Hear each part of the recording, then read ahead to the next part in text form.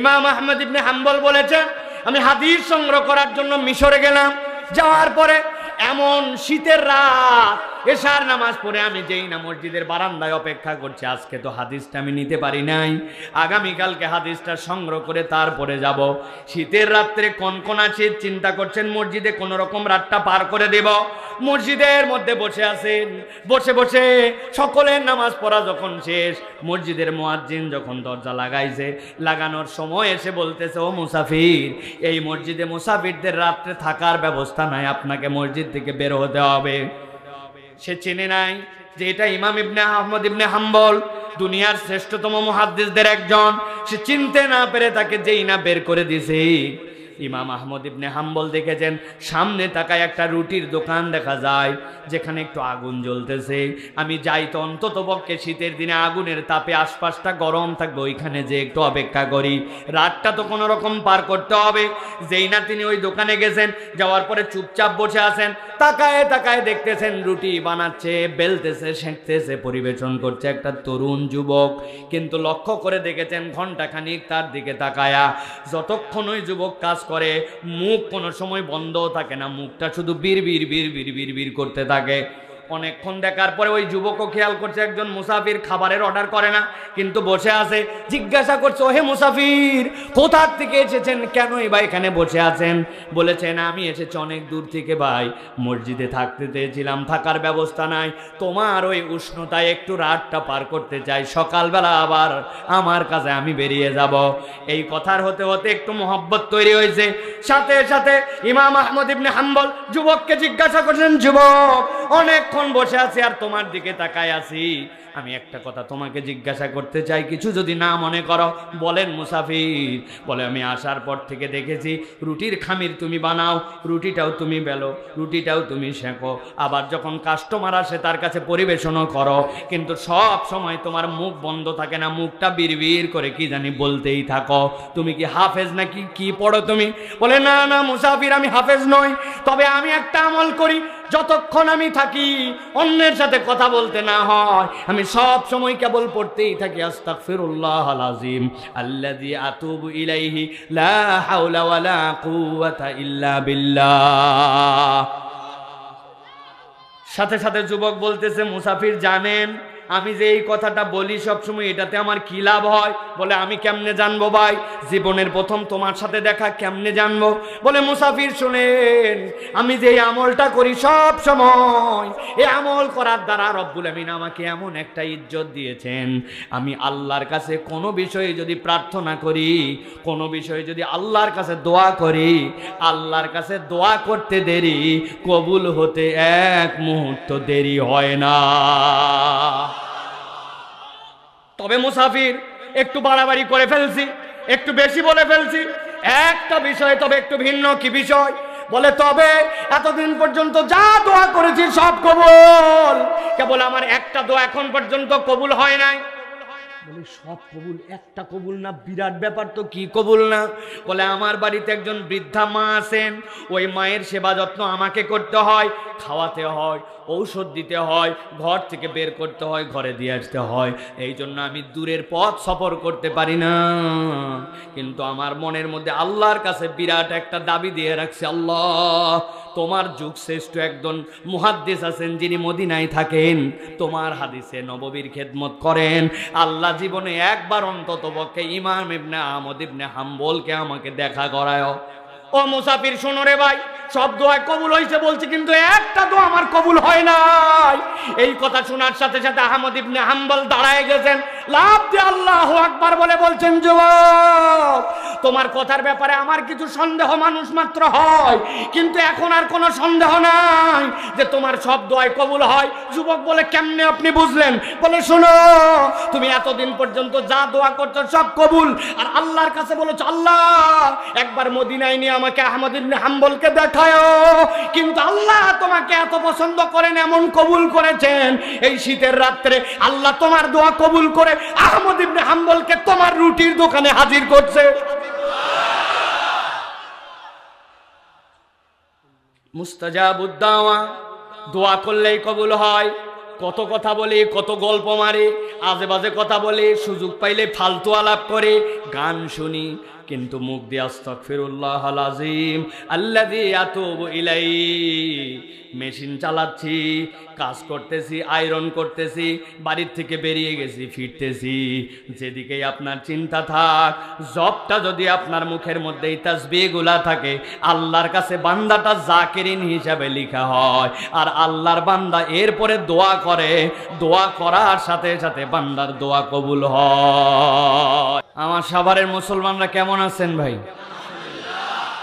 সবাই ভালো আছেন আপনারা? এই যে আমরা কোরআন শোনার জন্য আসলাম, বুঝে থাকলে বলেন তো ভাই, কোরআন শুনলে লাভ আছে না নাই? হয়নি, বুঝে বলতে হবে আপনাদেরকে ঠান্ডা মাথায়। কোরআন শুনলে লাভ আছে না নাই? যেই লাভ আছে বললেন, এই লাভ কি কম না বেশি? যেইটা বললেন আছে, যেইটা বললেন বেশি, এইটা কি বুঝে না না বুঝে?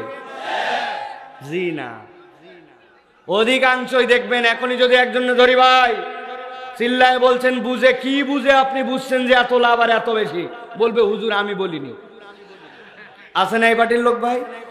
আবার আমাদের অনেক তরুণ যুবক আছে, আপনারা বিশ্বাস করবেন না, মাঠে তো আমাদের বিন্দুমাত্র জায়গা নাই, কিন্তু রাস্তাঘাটেও অনেক যুবকরা ঘুরে বেড়াচ্ছে, ফুটানি মারে, বাম্পার মারে, চিন্তা করতেছে এগুলো ওয়াজ আমাদের জানাই আছে। আছে না ভাই? ওদেরকে ঠাসে ধরে যদি জিজ্ঞাসা করে নাই গোসলের ফরজ কয়টা, পিক আপ নিয়ে বলবে কমন পড়ছে। কয়টা? বলে 3টা। বলে কি ঠিক করে বল? বলছে হুজুর জানা আছে লুঙ্গি, বদনা, গামছা। এই পার্টির লোক নাই ভাই? বিরাট ভাব, জামা কাপড় চলাফেরা দেখলে মনে হবে দুনিয়ার সব জানে, কিন্তু মুরব্বীরে ঠাইসে ধরছে না। এই মুরব্বী, নামাজের ভিতরে কয় ফরজ আর বাহিরে কয় ফরজ? বলছে ইমাম সাহেব জানে। ইমাম সাহেব জানলে আপনার কি লাভ? আপনি জানেন কিনা? বলতেছে তোর আব্বার বিয়ে খাইছে, আমি বেয়াদবি করতেছিস আমার সাথে। আছে কিনা ভাই? সাভারের এই জায়গায় গার্মেন্ট ছুটি হওয়ার পরে চায়ের দোকান থেকে উনি ইউক্রেন রাশিয়ার যুদ্ধ চালায়, আমেরিকা চলায়, পৃথিবী চলায়, কিন্তু উনাকে যদি বলা হয় বাবারে আশারায়ে মুবাশশারা যে 10 জন সাহাবী এক বৈঠকে রাসূলুল্লাহ সাল্লাল্লাহু আলাইহি ওয়াসাল্লাম জান্নাতের ঘোষণা পাইছিলেন, এরকম 10টা সাহাবীর নাম বলেন তো। পারবে? অনেক আমাদের আছে ভাই। সুতরাং আমাদের দ্বীন ইসলামের ব্যাপারে জানার আগ্রহ আপনাদের কেন নাই এইটা আমি বুঝি না। আমাদের যুবকরা, তরুণরা, প্রত্যেক দিন তো এই মাহফিলের আয়োজন হয় না ভাই, বছরে একদিন হয়। আর তুমি রাস্তাঘাটে ঘোরো, তুমি কোরআনের এইটুকুকে মর্যাদা দাও না। তুমি সন্ধ্যার থেকে পাঁপড় খাইলে, সন্ধ্যার থেকে তুমি 12 ভাজা খাইলে, জিলাপি খাইলে, এখন পর্যন্ত যেই ওসিলাই দোকান আসলো ওই ওসিলাই তুমি এখন পর্যন্ত হাজির হলে না, আল্লাহর কাছে তুমি জবাব দিবে কি? যুবকরা আমাদেরকে মাঝে মাঝে ওয়াজ করে ভাই, একটা ওয়াজ আমাদেরকে যুবকরা করে, আমি করব? বলে হুজুর এত দূরে দূরে মাইক দিছেন, প্যান্ডেলে এসে ওয়াজ শোনা লাগবে, আর কি এমন কারণ আছে? দূর থেকে তো আমি শুনতেছি। আছে না ভাই? ওয়াজটা ভালো না ভাই? ভালো, ওয়াজ ভালো, কিন্তু দেখেন এই ভালোর সাথে আমার যুক্তির সাথে আপনার যুক্তি মেলে কিনা। এই যে মোবাইল, এই মোবাইলে আমরা 2 ভাবে ইন্টারনেট ব্যবহার করি। কয়ভাবে? একটা হচ্ছে ওয়াইফাই ডাটা, আর একটা হচ্ছে সেলফ ডাটা। কি ডাটা? ওই যে ওই মুরব্বী দাড়ি পাকা হ হ করতেছে, উনার কি এই ফোন? যুবকরা বলো ডাটা কয় ধরনের? একটা ওয়াইফাই আর একটা সেলফ ডাটা। এখন আপনার বাড়িতে একটা ওয়াইফাই রাউটার আছে, ওই রাউটারের পাসওয়ার্ড আপনার জানা আছে, আপনার মোবাইল যেটা ওই মোবাইলের সাথে ওটার কানেকশন করা আছে, কিন্তু আপনি আপনার বাড়ির থেকে যে গার্মেন্টসে, যে প্রতিষ্ঠানে, যে জায়গায় জব করেন, ওইটার দূরত্ব হচ্ছে আধা কিলোমিটার, ওটার দূরত্ব হচ্ছে 1 কিলোমিটার। আপনি 1 কিলোমিটার দূরে গেছেন, বুঝে থাকলে বলবেন যে আপনার রাউটারের রেঞ্জ হচ্ছে 200 মিটার, 250 মিটার, 500 মিটার। 1 কিলোমিটার দূরে আপনার রাউটারের পাসওয়ার্ড টাসওয়ার্ড সব জানা থাকলেও আপনার মোবাইলে কি রাউটার থেকে কানেকশন পাবে? যারা বললেন না তাদেরগুলো পাবে? পাবে? প্রিয় ভাইয়েরা ভালো করে বোঝেন, আপনি ওয়াজ শোনেন, আপনি ইউটিউবে ওয়াজ শোনেন, আপনি দিনের কথা দূর থেকে শোনেন, সবগুলাই শুনতে পারেন, কিন্তু যখন যেখানে মজমা কায়েম হয়, মাজালিসুজ জিকির হয়, ওই মাহফিলের মজমাটুকু, ওই প্যান্ডেলটুকু, ওই এলাকাটুকু আল্লাহ রাব্বুল আলামিনের রহমতের ওয়াইফাই জোন। আল্লাহ একদল ফেরেশতা পাঠান, ওই ফেরেশতারা মজমায় যারা হাজির হয় আল্লাহর কাছে তাদের জন্য ক্ষমা চায়। অতএব আপনি যেরকম ওয়াইফাইয়ের নেটওয়ার্কের বাইরে থাকলে কানেকশন পাবেন না, ওয়াজ শুনতে পারেন, কিন্তু এইখানে না আসলে আল্লাহ রাব্বুল আলামিনের মাজালিসুজ জিকিরে সরাসরি শরীক হওয়ার এবং আল্লাহর ফেরেশতাদের দোয়া আপনার কপালে জুটবে না। কথা ক্লিয়ার?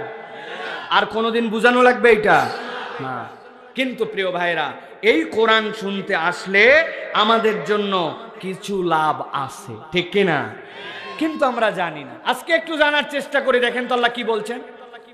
আল্লাহ রাব্বুল আমিন বলছেন, ইয়া আইয়ুহান নাস قد جاءتكم موعظة من ربكم وشفاء لما في الصدور।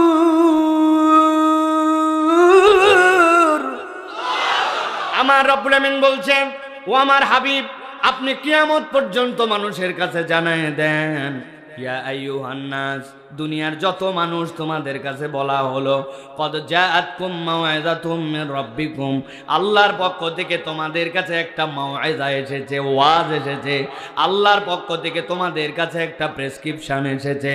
আপনি যদি কখনো ডাক্তার দেখান, ডাক্তার দেখানোর সাথে সাথে আপনি দেখবেন ডাক্তারের প্রেসক্রিপশনে দুইটা ভাগ থাকে, বাম পাশে চিকন করে একটা রো করা থাকে আর ডান পাশে একটা ভাগ করা থাকে।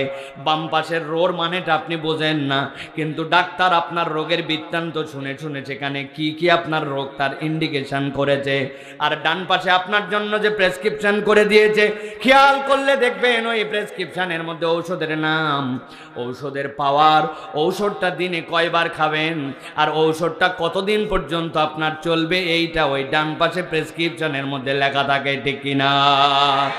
আমার আল্লাহ রাব্বুল আমিন বলছেন, قد جاءتكم موعظة من ربكم وشفاء لما في الصدور وهدى ورحمة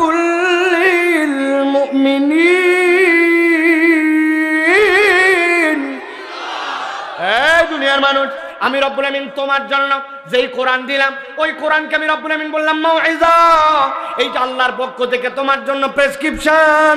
বান্দা, তোমার কতদিন পর্যন্ত এই কোরআনুল কারীমের পিছনে থেকে জান্নাত পর্যন্ত যাওয়ার জন্য কি কি পদ্ধতি লাগবে, আল্লাহ বলছেন কিয়ামত পর্যন্ত নাগত মানুষের জন্য আমি কোরআনের মধ্যে এটা দিয়েছি। 2 নম্বর আল্লাহ বলছেন, ওয়া মাউইযাতুম মির রাব্বিকুম ওয়া শিফাউল লিমা ফিস সুদূর। দুনিয়াতে তুমি যত ধরনের অসুস্থ হও, প্রত্যেক অসুস্থতার জন্য তোমার ডাক্তার আছে, কিন্তু আল্লাহ বলছেন তোমার অন্তর যদি অসুস্থ হয়ে যায়, ওই অন্তরের ডাক্তার দুনিয়াতে একজনও নাই। তোমার হাতের চুলকানির ডাক্তার আছে, পা ভেঙে গেছে ডাক্তার আছে, তোমার যদি কোনো ধরনের নিউরোর প্রবলেম হয় ডাক্তার আছে, চোখের ডাক্তার আছে, কিন্তু আল্লাহ বলছেন তোমার যদি অন্তর ঠিক না হয়, তুমি উপরে যাই হও না কেন, আল্লাহর কাছে তুমি জান্নাতের সার্টিফিকেট পাবে না। অতএব জান্নাতের সার্টিফিকেট পেয়ে তুমি যদি ফিট মানুষ হতে চাও, তাহলে আল্লাহর কাছে তোমাকে কোরআন দিয়ে ওই ফিটনেস নিতে হবে। মাঝে মাঝে আমি উদাহরণ দেই, গভীর মনোযোগে খেয়াল করেন। আপনাদের এই এলাকায় একটা ছেলে পেপারের মধ্যে বিজ্ঞাপন দেখেছে সেনাবাহিনীর 2nd লেফটেন্যান্টের লোক নিবে, কমিশন র্যাঙ্কে লোক নিয়োগ দিবে। এখন যেই না কমিশন র্যাঙ্কে লোক নিবে, সাথে সাথে দেখে কি কি কোয়ালিফিকেশন। 1 নম্বর কোয়ালিফিকেশন হচ্ছে ওই ব্যক্তিকে 5 ফিট 6 ইঞ্চি লম্বা হওয়া লাগবে। 2 নম্বর তার যোগ্যতা, এসএসসি এবং এইচএসসিতে কমসে কম 2nd ডিভিশন পাওয়া লাগবে। 3 নম্বর তার কোয়ালিটি, থানার থেকে তার ক্লিয়ারেন্স লাগবে, ফৌজদারি কোনো মামলার মধ্যে তার নাম নাই। আর 4 নম্বর তার যোগ্যতা হচ্ছে কমসে কম ওই মানুষটাকে শারীরিকভাবে ফিট হতে হবে। ওই ছেলে যেই না কাগজ পেয়ে গেছে, পাওয়ার পরে দেখে বাপরে বাপ, বলছে এই জায়গাতে উভয়টাতে 2nd ডিভিশন, আমার উভয়টাতে তো গোল্ডেন প্লাস। সাথে সাথে এরপরে বলছে যে 2 নম্বরে কি, 2 নম্বরে তার জন্য যোগ্যতা চাইছে 5 ফিট 6 ইঞ্চি লম্বা হওয়া লাগবে। এই বেটা 6 ফিট, থানা ক্লিয়ারেন্স তার বাপ দাদার জন্মে, কারো থানায় তার নামে বিচার নাই। আর শারীরিকভাবে দেখতে শুনতে এত সুন্দর। ওই ছেলে আবেদন জমা দিয়ে দিছে, ধরেন সাভার ক্যান্টনমেন্টে তাকে ডাক দিছে, অমুক তারিখে তোমার কাগজপত্র নিয়ে হাজির হবা। ওই ছেলে ওই তারিখে কাগজপত্র নিয়ে হাজির হয়ে গেছে। হাজির হওয়ার পরে এখন যেই লোক তার পরীক্ষা করবে, প্রথমে বলছে তোমার সার্টিফিকেট দেখাও। সার্টিফিকেট দেখে বাপরে বাপ, চাইছিলাম সেকেন্ড ডিভিশন, এই বেটা দুইটাতেই ফার্স্ট ডিভিশন। সার্টিফিকেট ওকে, এবার থানার ক্লিয়ারেন্স দেখাও। থানার কাগজ যেই না চাইছে, থানাতে দেখে থানা তাকে বলছে বাপ দাদার জন্মে তার কোনো ফৌজদারি মামলা নাই, ক্লিয়ার। এবার বলছে বেটা যা, যাওয়ার পরে হাইট মাপ দে। ও যেই না হাইট মাপতে গেছে, ওই বরাবর একটা দড়ি দেওয়া আছে 5 ফিট 6 ইঞ্চি, কিন্তু এই বেটা তো 6 ফিট লম্বা, ওর নাক বরাবর বাইতে গেছে। বলছে ব্যাক কোল এত লম্বা, নিচ দিয়া যা। নিচ দিয়া পার করে দেওয়ার পরে বলছে জামা কাপড় খোলো। যেই না জামা কাপড় খোলাইছি, জামা কাপড় খোলানোর পরে এবার বলছে সামনে দিকে হাত দুইটা সোজা করো। যেই না বলছে সামনে দিকে হাত দুইটা সোজা করো, হাত দুইটা সোজা করছে। ডান হাতটা টনটনা সোজা, কিন্তু বাম হাতের 4টা আঙ্গুল অল্প একটুখানি বাঁকা। এখন যেই লোকর পরীক্ষা নাই, ওই বলছে এই ব্যাক কল, বাম হাতের নখ বেঁকা কেন, বাম হাতের নখ সোজা কর। ও বলছে স্যার এর থেকে বেশি সোজা হয় না, জন্মের পরের থেকে আমার হাতের বাম হাতের 4টা আঙ্গুল একটু বেঁকা, তাছাড়া আমার পুরা শরীর ঠিক। বুঝে থাকলে বলেন আপনারা। উভয়টাতে ফার্স্ট ডিভিশন, 6 ফিট লম্বা, থানা ক্লিয়ারেন্স বরাবর। কিন্তু ওই ছেলেটার যদি বাম হাতের 4টা আঙ্গুল একটু বাঁকা হয়, সেনাবাহিনীতে কি ওই লোকটাকে ভর্তিতে নিবে? নিবে? আমার আল্লাহ রাব্বুল আলামিন বলছেন, ভালো করে বোঝো, ইয়া আইয়ুহান নাস কদ জাআতকুম মাউইযাতুম মির রাব্বিকুম ওয়া শিফাউল লিমা ফিস সুদুরি ওয়া হুদাও ওয়া রাহমাতুল লিল মুমিনিন।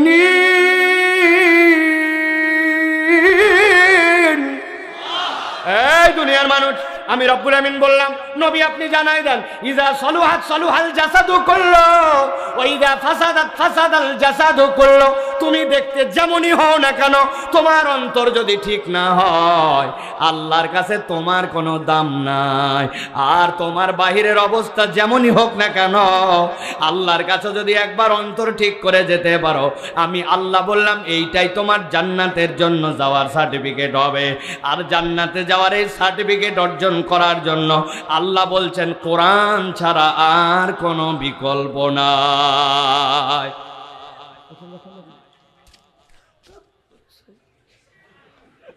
হোসেন, আপনারা বোঝেন না কেন এইগুলা ভাই? এই ওয়াজটা সারা পৃথিবীতে যাবে। এখানে আছেন 30,000 লোক, 10, 20, 30,000। সারা পৃথিবীর লোক দেখবে হুজুরের পিছনে একটা পৃথিবী আগায় গেছে, একটা টেবিল ফ্যান দিতে পারে নাই, একটা চার্জার ফ্যান দিতে পারে নাই, হুজুরের পিছনে একজন বাতাস করতেছে। এটা কি আমাদের ইজ্জত না বেইজ্জত? আমি এইটা বলি নাই কোনোদিন, আজকে সকল মিডিয়ার সামনে বললাম, সকল বক্তাদেরকে বলবো, খবরদার আপনার পিছনে কাউরে বাতাস করতে দিবেন না। আপনার বাতাস লাগলে অন্তত পক্ষে আগে বলে দিবেন একটা টেবিল ফ্যান রাখেন। একজন বাতাস করে পুরা দুনিয়া দেখতেছে যে পুরা দুনিয়া আসমানে চলে গেছে, হুজুরের পিছনে এখন হাত দিয়ে বাতাস করা লাগে। সব কিছুর মধ্যে একটা পরিবেশনা আছে, ইসলামকে আমরা উপস্থাপন করছি। আমি অনেক স্টেজে এই কথা বলছি, ইদানিং আর বলি না, যে যেগুলো স্টেজে আমাদের সম্মানিত ব্যক্তিরা বসেন, অন্তত পক্ষে টাকনুর উপরে যেন কাপড়টা থাকে, অন্তত মুখে যেন দাড়ি থাকে। হাজার হাজার এখানে আলেম বসে আছে, আর আমরা এমন চেহারা নিয়ে বসে থাকি, বাহিরের মানুষ খারাপ মনে করে।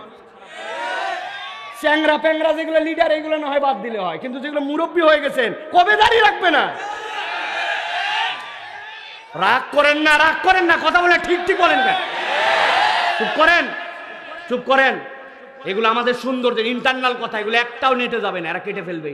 এটা আমাদের ইন্টারনাল কথা। তাহলে ভালো করে খেয়াল করেন,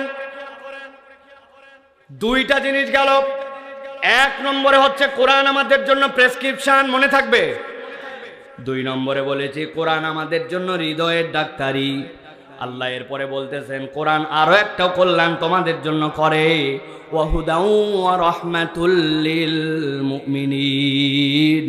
এই কোরআনটা হচ্ছে তোমার জন্য গাইডেন্স, কোরআনটা হচ্ছে তোমার জন্য হুদা। এখানে হুদা শব্দ শোনেন নাই, এরকম একজনও নাই, কিন্তু হুদা মানে কি হৃদয়ের মধ্যে আমরা ধারণ করি না। 2টা উদাহরণ দিব। সারা জীবন হৃদয়ের মধ্যে ঢুকায় রাখবেন। কোরআন আপনাকে কি করতে পারে আপনি তাহলে বুঝতে পারবেন। হুদার একটা অর্থ হচ্ছে হুদা আপনার জন্য আলো, হুদা আপনার জন্য নূর। কোরআন আপনার জন্য আল্লাহর পক্ষ থেকে একটা নূর। যারা এখানে বয়স্ক আছেন, মুরব্বী, অধিকাংশই তরুণ। আগে যখন আমাদের গ্রামের বাড়িগুলা ছিল, আগে যখন আমাদের প্রথম দিকে বিদ্যুৎ বাড়িতে যাইতো, তখন এখনকার মতো অটো মেন সুইচ ছিল না। তখন বাড়ির কোনো একটা কাট আউট থাকতো, চীনামাটির কাট আউট, বড় বড় বাড়ির কোণার মধ্যে লাগানো থাকতো, ঠিক কিনা? হঠাৎ করে দেখে নিজের বাড়িতে বিদ্যুৎ নাই, আশপাশের সব বাড়িতে কারেন্ট। কি ব্যাপার? সাথে সাথে চেক করো তো, কাট আউট মনে হয় কেটে গেছে। দৌড়ায় উঠে যায়, খুলছে, খোলার পরে দেখে হ্যাঁ যা ভাবছিলাম তাই, মধ্যে থেকে তো কাট আউটের লাইন নাই। সাথে সাথে বাড়ির মধ্যে তার ছিল, তার অল্প একটু নিয়ে আসে, দাঁত দিছিলে এইবার ওপার লাগাই এবার ব্যাটারে ডাক দিয়ে বলছে, ব্যাটারি দেখাই কাট আউট কিন্তু ওই কোণার মধ্যে অন্ধকার, ওই জায়গায় লাগানো লাগবে, তুই এই জায়গায় টর্চ ধরে থাকবি। যদি এলোমেলো হয়ে যায় আর কাট আউট লাগাতে যায়, যদি নখটা ভিতরে ঢুকে যায় তাহলে কিন্তু খবর আছে, ঠিক কিনা? ওই পোলারে দায়িত্ব দিছে, তুই এখন ধরে থাকবি টর্চটা। ও যেই না টর্চটা উপর দিকে ধরে আসে, বাপ গেছে কাট আউট লাগানোর জন্য। এখন যখন টর্চ ধরছে, টর্চের আলো দেখে ঘরের যত মশা ছিল সবগুলো আলোর দিকে আসছে। একটা মশা উঠতে উঠতে আসে, ওই ছেলের হাতের মধ্যে ভঁ করে কামড় দিছে। চিন্তা করছে ব্যাককল, আমার এত সজাগ দৃষ্টির পরে তুই আমার হাতে কামড় দিছি, বাম হাত তো ফিরি। এক চোট নিয়ে ঢাস করে দিছে বাড়ি, মশা মরে গেছে কিন্তু লাইট গেছে নড়ে। বাপ গেছে কাট আউট লাগাতে, বাপ তো চিল্লায় উঠছে, এই ব্যাককল তোকে বলছি টর্চ ধরে রাখতে সোজা, আর তুই নড়াস কেন? কয় আব্বা মশা। ওই বেয়াদব, এক মশা কামড় দিলে তোর এমন কি হবে, কিন্তু আমার যদি নখের মধ্যে যায় কি বিপদ। কথা ঠিক কিনা? তার মানে দুনিয়াতে যে আলোগুলো আছে, আপনি যত ফুটানি করেন প্রত্যেকটা আলো পরনির্ভরশীল। আপনি যে আলো জ্বলাচ্ছেন এইটা বিদ্যুৎ বিভাগ থেকে এসেছে।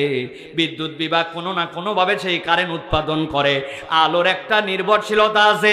কিন্তু আল্লাহ রাব্বুল আলামিন বলছেন, এই কোরআন তোমার জন্য হুদা। তুমি যদি কখনো অপারেশন থিয়েটারে যাও, কানের ডাক্তার অথবা দাঁতের ডাক্তারের কাছে যাও, সার্জনদের কপালের মধ্যে এক ধরনের লাইট লাগানো থাকে, ধরা লাগে না। ডাক্তারের চোখ যেখানে, লাইট সেখানে, দেখছেন? আমার আল্লাহ বলছেন এই কোরআন হচ্ছে তোমার জন্য এমন হুদা। একবার যদি কোরআনের কাছে নিজেকে সমর্পণ করে দাও, এই কোরআন তোমাকে এমন আলো দেখাবে, ওই আলো জান্নাতে যাওয়ার আগ পর্যন্ত তোমার থেকে বিচ্যুত হবে না। আরেকটা উদাহরণ বলে রাখি, মনে রাখবেন এইটা। আপনি রওনা করেছেন চন্দা থেকে, আপনার বাড়ি উত্তরবঙ্গে, আপনার বাড়ি দক্ষিণবঙ্গে চলতেছেন। খেয়াল করে দেখবেন কিছু দূর যাওয়ার পরে তিন কোনা সাইনবোর্ড, এরকম অ্যাঙ্গেল চিহ্ন দেওয়া আছে। তার মানে ড্রাইভারকে বোঝাচ্ছে রাস্তা আস্তে আস্তে করে বামে যাবে, আস্তে আস্তে করে ডানে যাবে। কিছু দূর যাওয়ার পরে ত্রিভুজ চিহ্নের মধ্যে উঁচু এরকম দেওয়া, সামনে আছে স্পিড ব্রেকার, সাবধানে চলাও, জোরে চলালে স্পিড ব্রেকারের সাথে ধাক্কা খাই নেমে যাবে, ঠিক না? এক লোক নাকি অ্যাক্সিডেন্ট করছে, করার পরে জিজ্ঞাসা করছে, তো ট্রাক পানির মধ্যে গেল কেমনে? বলছে পানির মধ্যে গেছে, আমার কোনো দোষ নাই। আপনি আমাকে বলে দিয়েছেন তাড়াহুড়া করবি না, সবাইরে সাইড দিয়ে চলবে। প্রথমে সাইড দিছি টেম্পু, এরপরে সাইড দিছি মিনি বাস, তারপরে সাইড দিছি বড় বাস, এরপরে সাইড দিছি ব্রিজ। ব্যাককল, ব্রিজ সাইড দিলি কেন? কই চিহ্ন দেওয়া আছে সামনে সরু সেতু, সাবধানে চলেন। সামনের সরু সেতু, তাহলে সাইডে যাওয়া লাগবে না মধ্যে যাওয়া লাগবে? ও চিন্তা করছে সরু সেতু মানে সাইডে যাওয়া লাগবে। এখন ব্রিজকে যদি কেউ সাইড দেয় বাঁচার উপায় আছে, কিন্তু যেই চিহ্নগুলা দেওয়া থাকে, আপনি রাত্রেবেলা মোটরসাইকেলের হেডলাইট কেবল ফেলছেন, সাথে সাথে জ্বলে ওঠে, ঠিক না? বুঝে থাকলে বলো তো যুবক, ওর ভিতরে কি আলো ঢুকানো আছে? না, ওইটা একটা রিফ্লেক্টর স্টিকার। ওইটার মধ্যে যেই পথিকের প্রয়োজন পড়বে, যেই না মোটরসাইকেলের আলো পড়বে অথবা হেডলাইটের আলো পড়বে, রাস্তা তাকে ইন্ডিকেট করে দিবে, ডানে যাবে না বামে যাবে। আল্লাহ বলছেন, বান্দা একবার বুঝ কর, এই কোরআন তোর জন্য হুদা।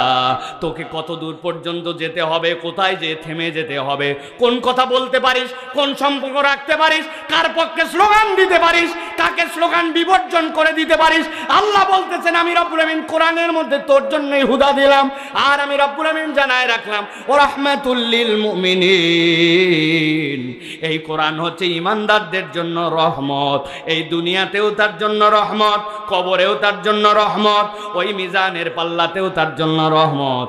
আমার নবী বলছেন আল্লাহ কোরআনকে এমন পাওয়ার দিবেন, কোরআন বান্দার হয়ে আল্লাহর সাথে ঝগড়া লাগাই দিবে, আল্লাহ এই অনুমতি তাকে দিবেন বান্দাকে জান্নাতে ঢুকানোর পরে, এরপরে কোরআন তার থেকে বিচ্ছিন্ন হবে। এবার তাহলে বুঝে থাকলে বলেন যে কোরআন শুনলে আমাদের লাভ আছে না নাই? কম না বেশি? বুঝে না বুঝে? বুঝে। আল্লাহ রাব্বুল আমিন এইটুকু অন্তত বুঝ দিলেন যে আজকে আমরা যারা এখানে আসছি, এই কোরআন আমাদেরকে উপকার দিবে, এই কোরআন আমাদেরকে কল্যাণ দিবে, ঠিক কি না? প্রিয় ভাইরা, আমি চাইলে যে আপনাদের কোরআন আপনাকে কি বেনিফিট দিবে এইটার উপরে আমি কমসে কম 1-1.5 ঘন্টা আলহামদুলিল্লাহ আমার প্রস্তুতি আছে, আমি আপনাদের কাছে বলতে পারি। কিন্তু আজকে এই দীর্ঘ সময় এই কথা আমরা বলবো না, আমরা ভিন্ন একটা প্রসঙ্গে নির্ধারিত সময়ে আমরা কোরআনুল কারীম থেকে কিছু কথা শুনতে চাই।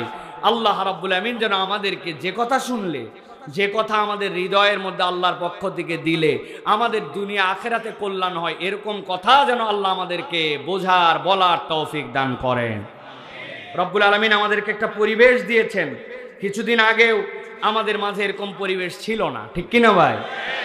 আল্লাহ রাব্বুল আমিন আমাদের যে পরিবেশ দিয়েছেন, এই পরিবেশকে আপনার আল্লাহ রাব্বুল আলামিনের পক্ষে, আল্লাহ রাব্বুল আমিনের কোরআনের পক্ষে আপনাকে কাজে লাগাতে হবে।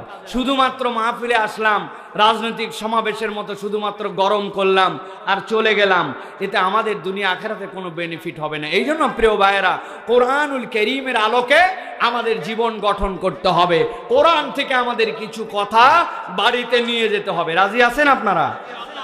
কারা কারা রাজি আছেন? 2 হাত একটু শক্ত করে উঠান, টান টান করে তোলেন একটু। আমার যুবকরা, হাত কি সোজা হয়েছে ভাই? হয় নাই, হয় নাই। ডানে বামে দেখে সোজা করেন। আচ্ছা, আরেকটা চান্স দেই, সকলে হাত নামান, হাত নামান, একসাথে সকলে উঠাবেন হাত। আল্লাহু আকবার। তুলছেন সবাই? হ্যাঁ, হাত শক্ত করেন, সোজা করেন। এবার পিছন দিকে একটু টানা দেন, ডানে বামে একটু নড়াচড়া দেন, ডানে বামে নড়াচড়া দেন। এবার হাতটা এরকম করে ধরেন, এই যে এরকম করে ধরেন, ধরে এবার ডানে বামে তাকায় দেখেন কারা কারা হাতটা ধরতে পারে নাই। এগুলো চেহারা একটু চিনে নেন, মুরব্বী না হলে তাদেরকে একটু চিনে নেন, আর মুরব্বী হলে সব মা। হাত সোজা করছেন, পিছনে টান দেন, এবার দিচ্ছেন। এবার হাতটা এরকম করেন, এরকম এরকম, হ্যাঁ হাত এরকম করেন, করছেন না? মাশাআল্লাহ। এবার পিছনে নেন, পিছনে। এবার আবার একবার একসাথে হাত তোলেন, আল্লাহু আকবার।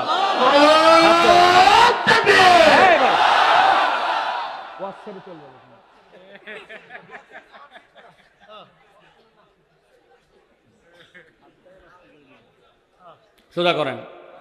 ওনারা আমাকে এর আগে দেখে নাই তো, মনে করছে যে মানে আউলা মাওলা। একদম অস্থিরে চলে যাবো একবার। স্টেজে এই পরিমাণ মানুষ নিয়ে ওয়াজ করি না। আজকে আমি চুপচাপ আছি, জায়গা নাই জন্য আপনারা বসে আছেন। এত লোক কেন স্টেজে? হাত তোলেন, শক্ত করেন, শক্ত করেন, শক্ত করেন। সোজা করছেন সবাই? গলাটা পরিষ্কার করেন, ভালো করে পরিষ্কার দেন, দিছেন? হাত সোজা করছেন? এবার বুক বরাবর নেন, এই বরাবর। বাকি ওয়াজ এইভাবে শুনবেন। রেডি সব? এবার আমরা আকাশ বাতাস মুখরিত করে একটা তাকবীর দিতে চাই। পারবেন ইনশাআল্লাহ? পারবেন ইনশাআল্লাহ? যারা যত পান পট্টি দেওয়া হোক পারবেন না, তারা আল্লাহুম্মা আমিন বলেন।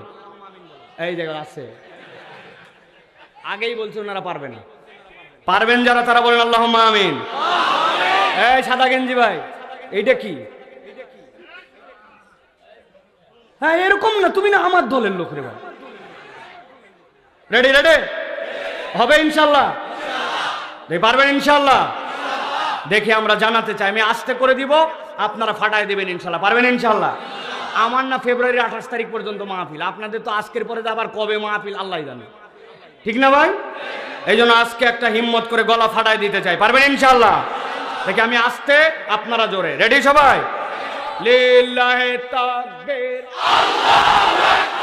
লিল্লাহে তাকবীর, আল কোরআনের আলো, আল হাদিসের আলো, তোমার নেতা আমার নেতা, তোমার নেতা আমার নেতা, আলেম ওলামা যেখানে, লিল্লাহে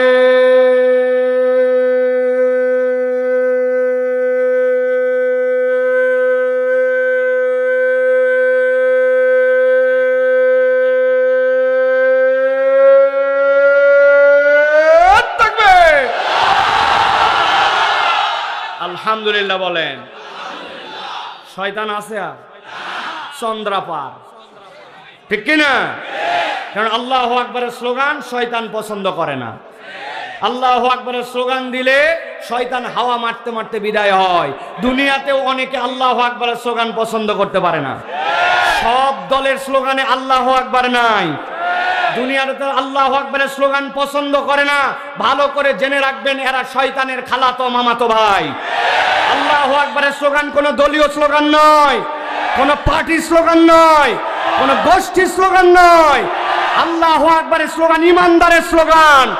ইমানদারের হৃদয়ে যতদিন পর্যন্ত ঈমান থাকবে, এই বাংলার জমিনে কিয়ামত পর্যন্ত আল্লাহু আকবারের স্লোগান চলতেই থাকবে, চলতেই থাকবে, চলতেই থাকবে।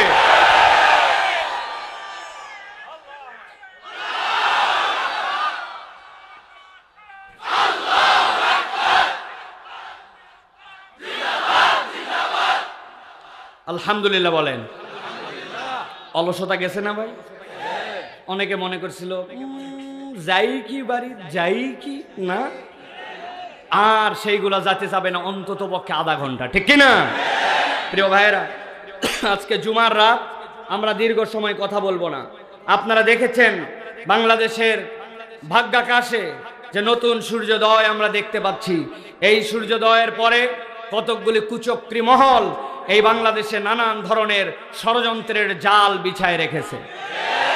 তারা নানান সময় নানান নাম নিয়ে আমাদের মাঝে আসতেছে, কিন্তু সবচেয়ে সেনসিটিভ যেটা, সেটি হচ্ছে আপনারা দেখেছেন যে আমাদের চট্টগ্রামে আমাদের একজন মুসলিম আইনজীবীকে সেখানে নির্মমভাবে হত্যা করা হয়েছে।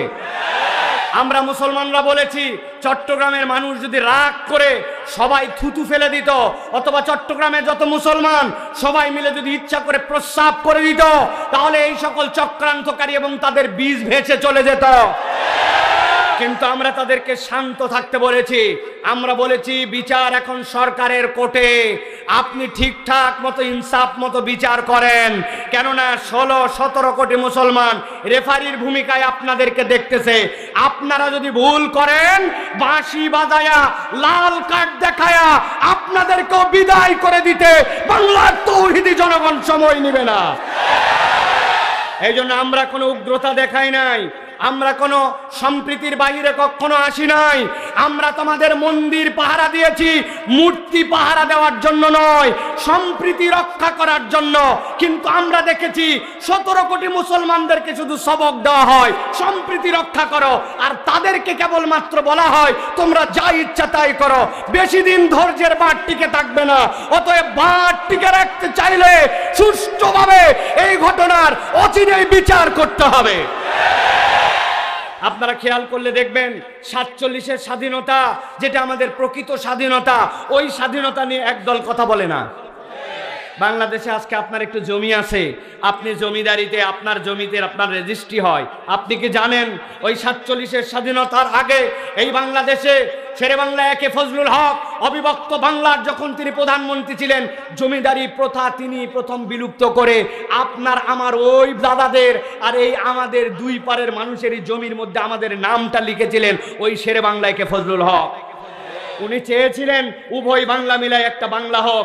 এই জন্য হোসেন শহীদ সোহরাওয়ার্দীর সাথে তার অনেক ধরনের দূরত্ব ছিল, কেননা তিনি মুসলিম লীগ করতেন না। কিন্তু পরবর্তীতে যখন দেখেছেন দাদা বাবুদের হেডাম বেশি, ওরা মুসলমানদেরকে গোনে না, তাদের মধ্যে এক ধরনের বুর্জোয়া এবং তাদের মধ্যে এক ধরনের এলিট ভাব আছে, তখন তিনি নিজের অস্তিত্ব নিজের হেডাম সব কমায় দিয়ে হোসেন শহীদ সোহরাওয়ার্দীর সাথে এক হয়ে 47-এর 14 আগস্ট এই মানচিত্র, যেটি দ্বিজাতি তত্ত্বের ভিত্তিতে গঠিত হয়েছিল, সেই মানচিত্রের আলোকে 71 সালের স্বাধীনতা পেয়েছি।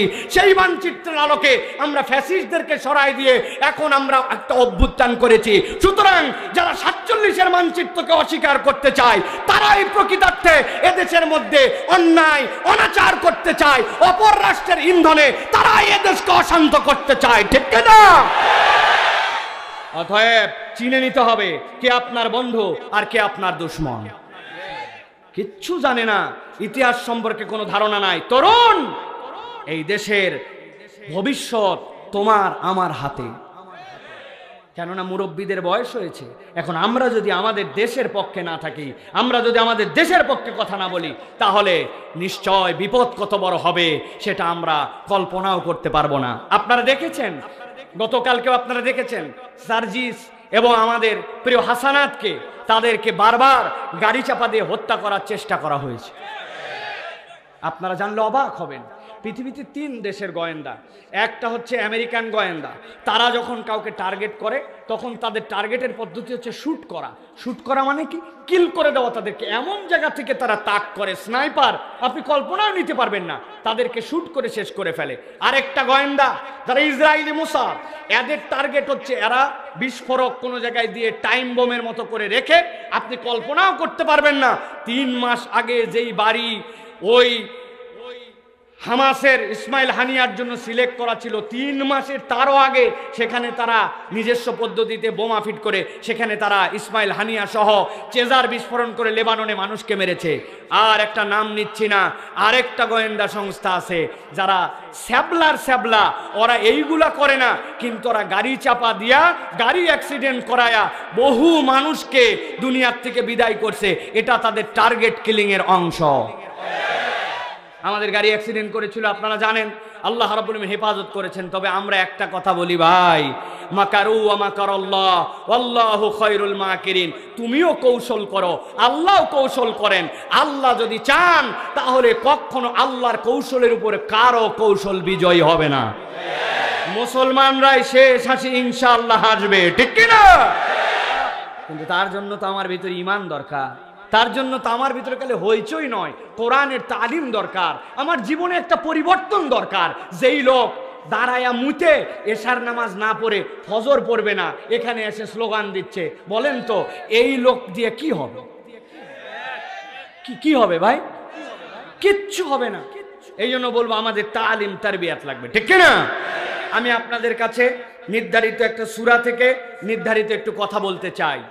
আশা করি আপনারা আমার কাছ থেকে এর আগে না শুনলে, এই কথা এর আগে এভাবে আপনাদের কাছে উপস্থাপন করা হয় নাই। আমি আপনাদের কাছে সর্বোচ্চ 30 থেকে 40 মিনিট, আর 40 মিনিট কথা বলে ফেলছি, আর 30 থেকে 40 মিনিট আপনাদের সামনে একটু কথা বলতে চাই। শুনবেন তো ইনশাআল্লাহ? আসেন তো ইনশাআল্লাহ? চলেন তাহলে আমরা সমস্বরে একযোগে আমরা বিতাড়িত শয়তান থেকে আশ্রয় প্রার্থনা করে আমরা কোরআনুল কারীমের মধ্যে প্রবেশ করব।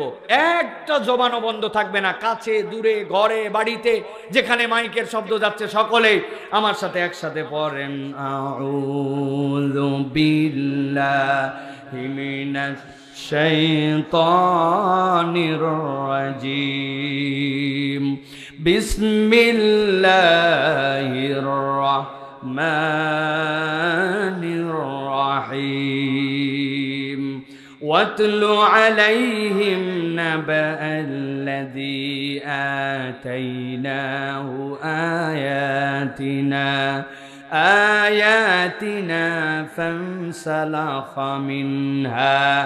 فانسلخ منها فأتبعه الشيطان فكان من الغاوين।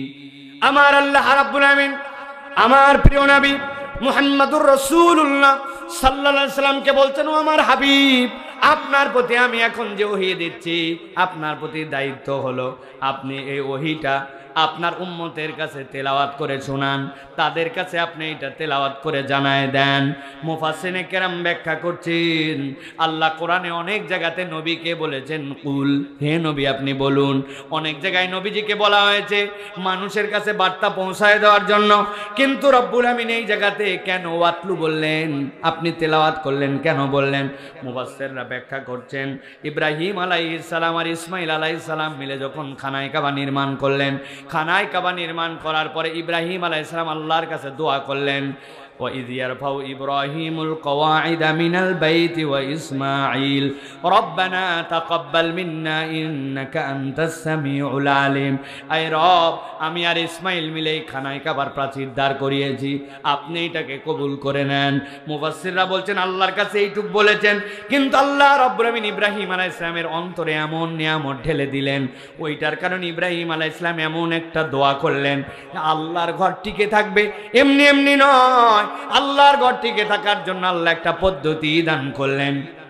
আল্লাহ নবী ইব্রাহিম আলাইহিস সালাম আল্লাহর কাছে দোয়া করলেন, রব্বানা ওয়াবাস ফীহিম রাসূলাম মিনহুম ইয়াতলু আলাইহিম আয়াতিক।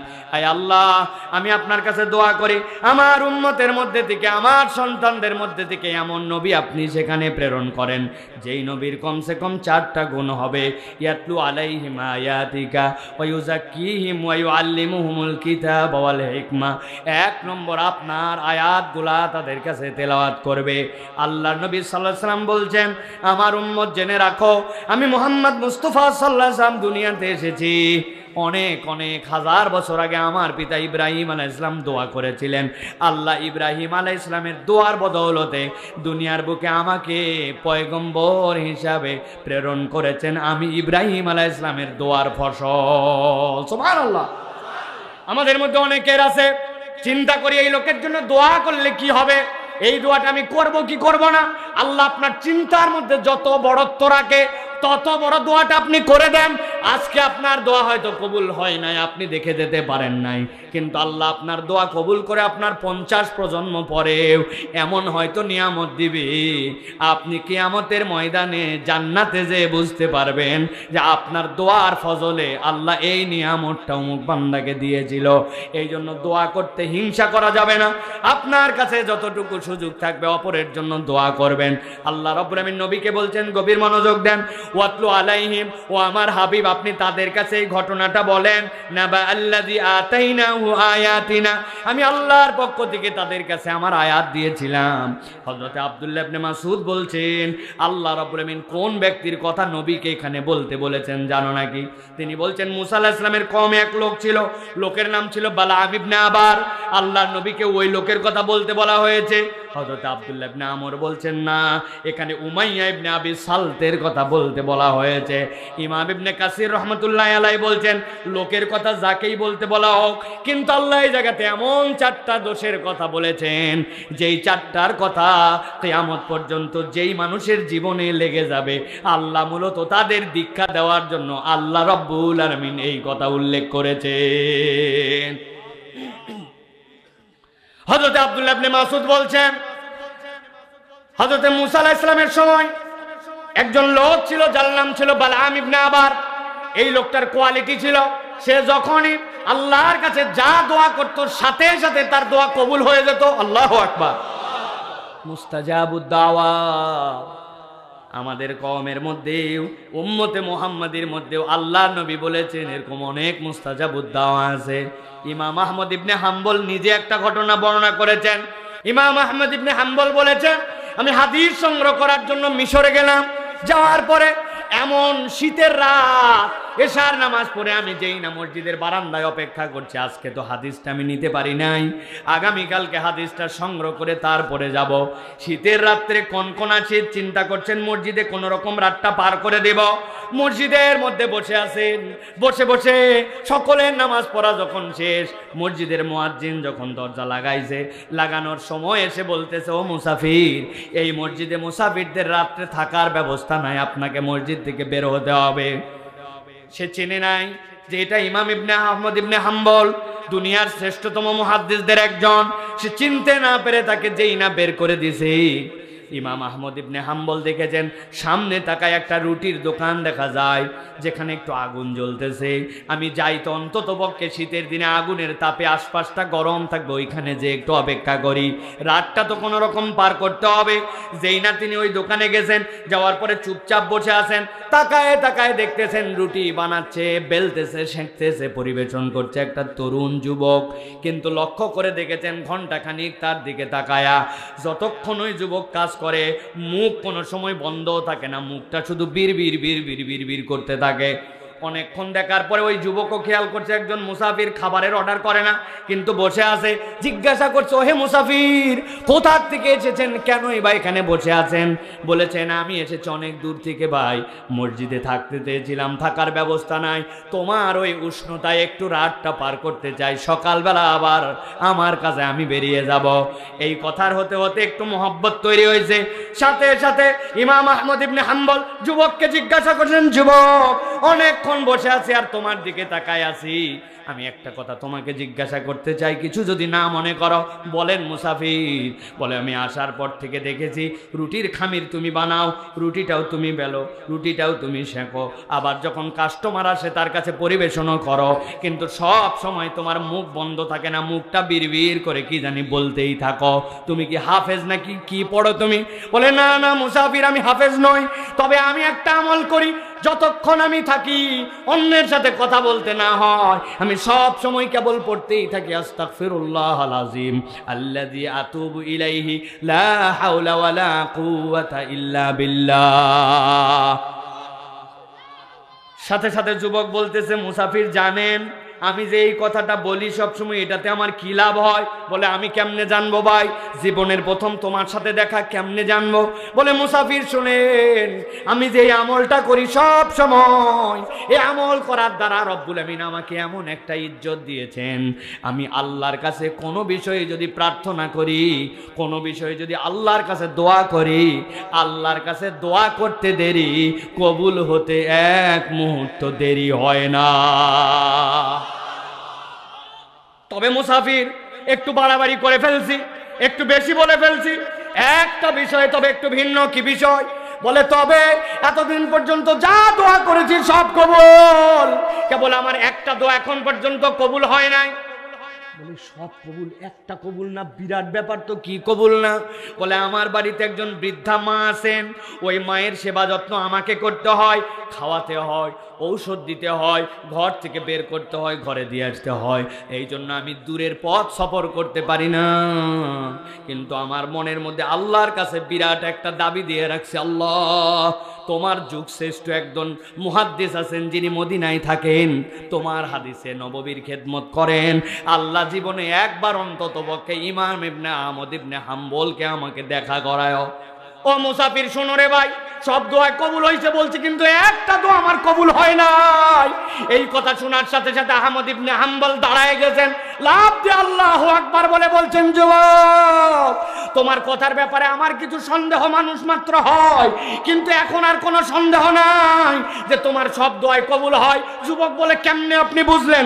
বলে, শোনো, তুমি এতদিন পর্যন্ত যা দোয়া করছো সব কবুল, আর আল্লাহর কাছে বলেছো, আল্লাহ একবার মদিনায় নিয়ে আমাকে আহমদ ইবনে হাম্বলকে দেখায়, কিন্তু আল্লাহ তোমাকে এত পছন্দ করেন, এমন কবুল করেছেন, এই শীতের রাত্রে আল্লাহ তোমার দোয়া কবুল করে আহমদ ইবনে হাম্বলকে তোমার রুটির দোকানে হাজির করছে। মুস্তাজাবুদ দাওয়া, দোয়া করলেই কবুল হয়।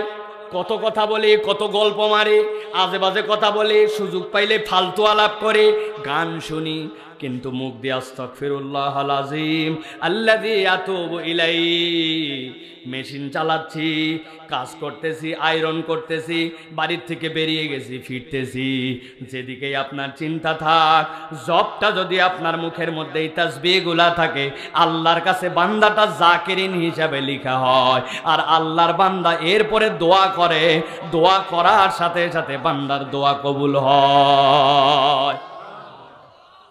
হযরত আব্দুল্লাহ ইবনে মাসউদ বলতেছেন, মুসা আলাইহিস সালামের কওমে এরকম একজন লোক ছিল, দোয়া করলেই কবুল হয়। মুসা আলাইহিস সালাম আসার পরে লোকজন আসলো তার কাছে, এসে বলতেছে, আমাদের কওমের মধ্যে একজন লোক আসছে, ঝামেলা তৈরি করতেছে, লোকের নাম মুসা। বালাম তুমি ওর বিপক্ষে বদদোয়া করো, এই ঝামেলা আমরা রাখতে চাই না সমাজে। উনি বলতেছেন তোমরা যে লোকের কথা বললা আর যে কোয়ালিটির কথা বললো হলেও হতে পারে নবী, আমি তার বিপক্ষে দোয়া করতে পারবো না। সাথে সাথে লোকজন বলছে বালাম তুমি মনে করছো আমাদের স্বার্থে তোমার কাছে আসছি? জি না, আমরা তোমার স্বার্থে আসছি। কি স্বার্থ আমার? বলে তোমার দোয়া কবুল হলে বলেই না আমরা তোমার কাছে আছি, হাদিয়া তোহফা দেই মিয়া। আর তোমার একই বনের মধ্যে যদি দুইটা বাঘ হয়, মুসারও যদি দোয়া কবুল হয়, সে যদি পয়গম্বর হয়, তোমার কাছে কেউ আসবে নাকি? আর তোমার ভালোর জন্যই বলছো যে বদদোয়া করো। টোপ গিলে নিছে, নেওয়ার পরে দোয়া করে দিছে আল্লাহর কাছে, আল্লাহ মুসা এবং তার কওমকে তুমি ধ্বংস করে দাও। সাথে সাথে আল্লাহ রাব্বুল আমিন ইলহাম করে দিয়েছেন তার অন্তরের মধ্যে, বালাম নিজের মর্যাদা নিজে নষ্ট করে ফেললি, দুনিয়ায় যতদিন বেঁচে থাকবি আর কখনো তোর কোনো দোয়া কবুল করা হবে না। নবীকে আল্লাহ রাব্বুল আমিন বলছেন, গভীর মনোযোগ খেয়াল করে শুনেন, ওয়াতলু আলাইহিম নাবা আল্লাযী আতাইনাহু আয়াতিনা ফানসালাখা মিনহা ফাআতবাহু আশ-শাইতানু ফাকানা মিনাল গাওয়িন।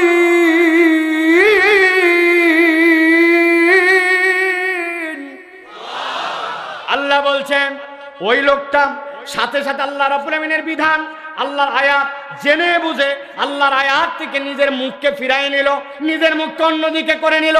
জিজ্ঞাসা করব ও আল্লাহর আয়াতকে জেনে অস্বীকার করলো না না জেনে? কথা বলেন।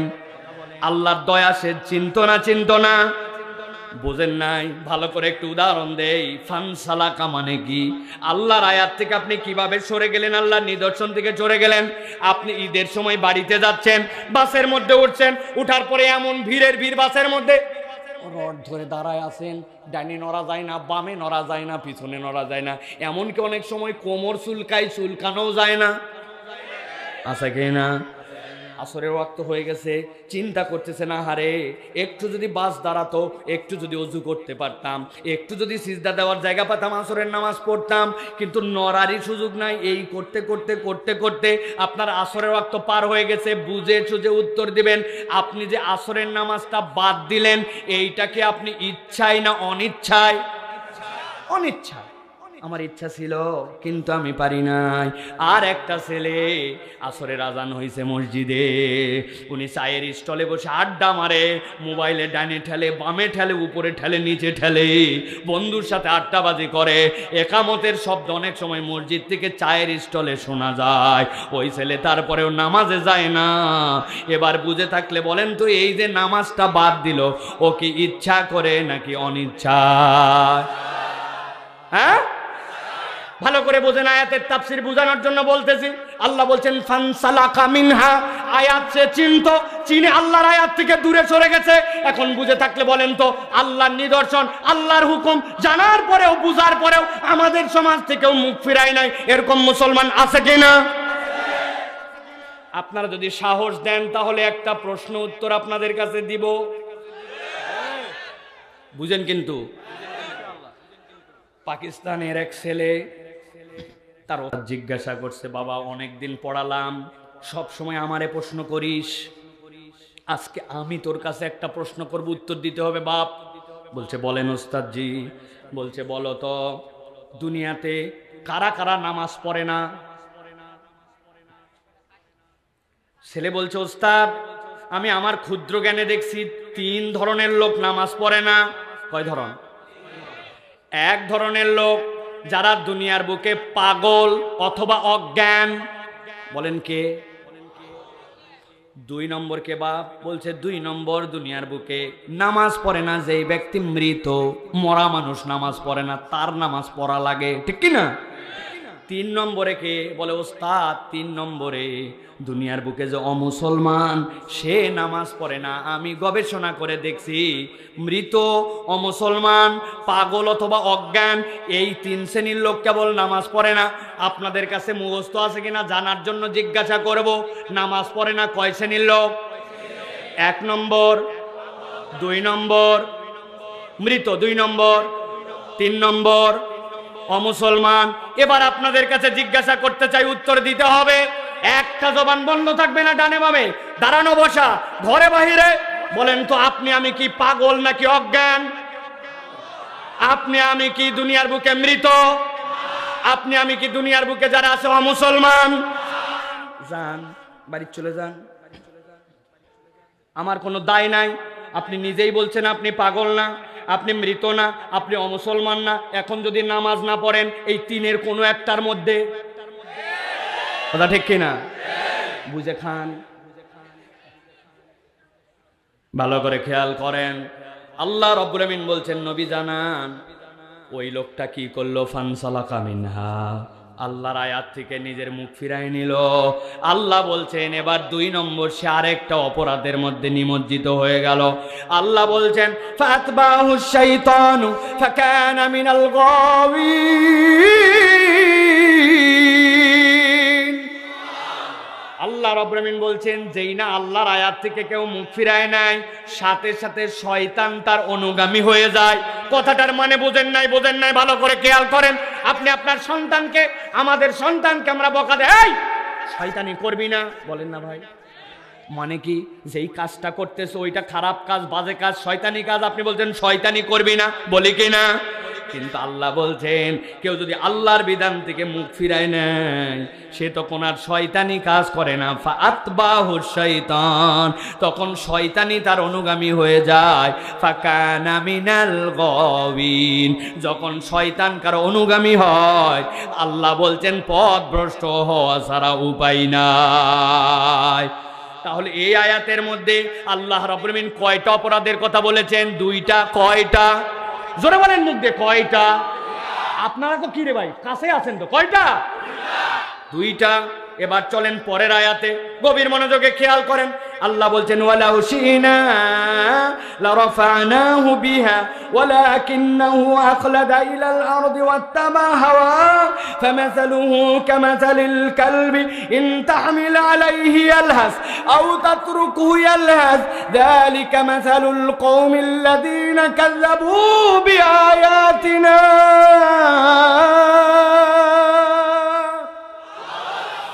আমার রব্বুল আমিন বলছেন ওয়ালাউ শিনা লারাফানাহু বিহা, যদি আমি চাইতাম সে যদি আল্লাহর বিধানের উপরে থাকতো, আল্লাহর হুকুম মেনে নিত, আমি আল্লাহ তার মর্যাদাটাকে বৃদ্ধি করে দিতে পারতাম। কিন্তু এই কমবক তারও 2টা অপরাধ করলো। প্রথমে অপরাধ ছিল 2টা, এখন আল্লাহ বলতেছেন আরো 2টা। তাহলে টোটাল অপরাধ কয়টা? হয় নাই? হাতগুলো রেডি করেন, এরকম করে বাম হাত নামান তাড়াতাড়ি করে। টোটাল অপরাধ কয়টা? সকল হাত ওঠে না, একসাথে সব হাত উঠান লাগবে। টোটাল অপরাধ কয়টা? আরেকটা লাস্ট চান্স দিলাম, হাত নামান সবাই। টোটাল অপরাধ কয়টা? আলহামদুলিল্লাহ, ভালো করে খেয়াল করেন। আল্লাহ রাব্বুল আমিন বলছেন 3 নম্বর অপরাধ ওয়ালাকিন্নাহু আখলাদা ইলাল আরদ, ওই বেটা নিরেট দুনিয়াদার হয়ে গেল।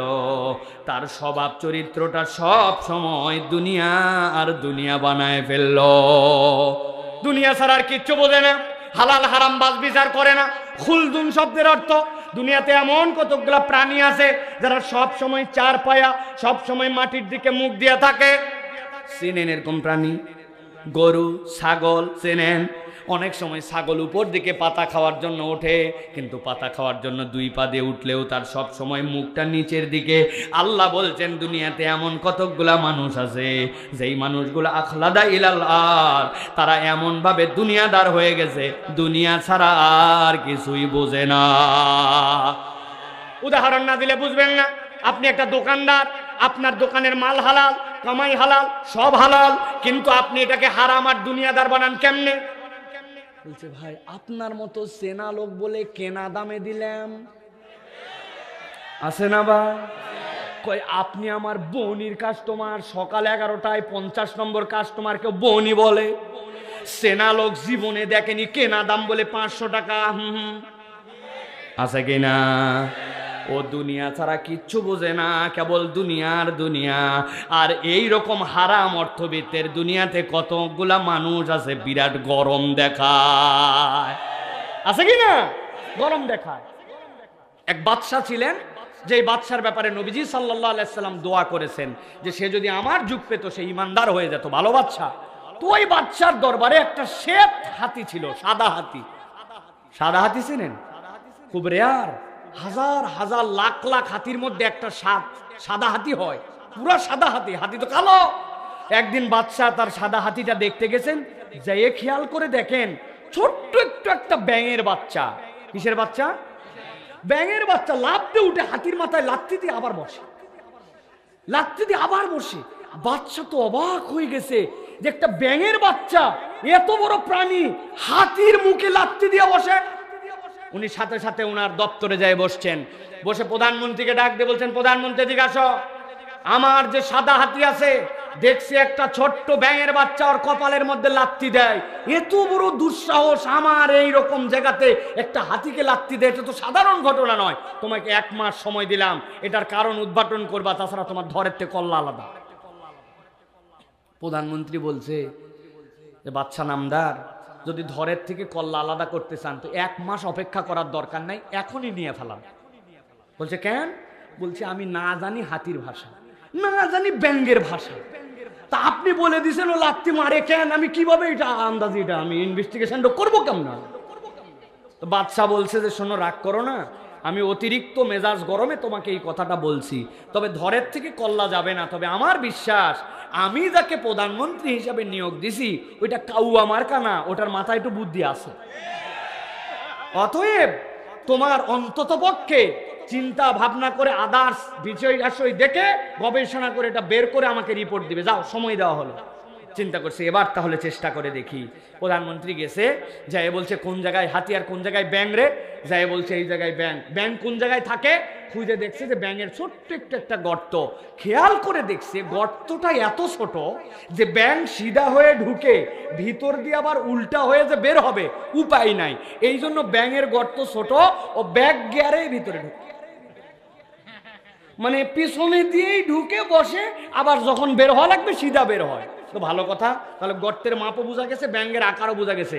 এবার ব্যাঙটা সরাতো, ব্যাঙ সরাইছে। ব্যাঙ সরাইয়া দেখে পুরাতন আমলে, সেই সকল সুলতানি আমলে মানুষের এরকম শুকনা টাকা ছিল না, আগে মানুষের পয়সা ছিল, আর পয়সার মধ্যে একটু ফুটা থাকতো, ব্রিটিশের ফুটা পয়সা, দেখছেন না? ওই রকম একটা পয়সা ব্যাঙের গর্তের মধ্যে রাখা আছে। ব্যাঙ যখন ব্যাক গিয়ারে ঢুকে ব্যাঙের পাছাটা পয়সার উপরে পড়ে। প্রধানমন্ত্রী বলছে আমার গবেষণা শেষ, চিন্তা ভাবনা যা করা লাগবে করে ফেলছি। বাচ্চা শেখে বলছে, বাচ্চা চিন্তা ভাবনা করে বাইর করে ফেলছি। কই রে বাবারে, 1 মাস টাইম দিছিলাম তখনই তুমি মানো না, আর এখন দেখি আধা ঘন্টার মধ্যে সমাধান। বলছে বাচ্চা, ব্যাঙ ছোট হলে হবে কি, ছোট্ট একটা মোহর আছে, কোত্থেকে জানি পাইছে, মুখে করে নিয়ে আসে, ওর ঘরের মধ্যে এটা রাখছে। ব্যাক গিয়ারে যখন বসে ঠিক মতো শুতেও পারে না, পাছাটা ওর উপরে পড়ে, টাকার গরমে হাতির মুখে লাথি মারে।